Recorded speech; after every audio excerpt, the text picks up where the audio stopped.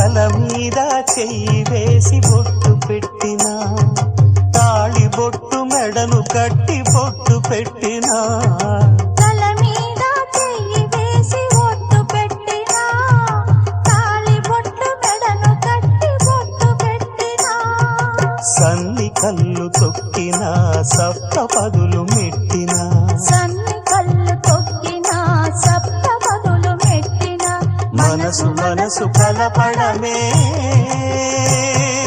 మంత్రం పరమార్థం. శ్రీరస్తు శుభమస్తు, శ్రీరస్తు శుభమస్తు.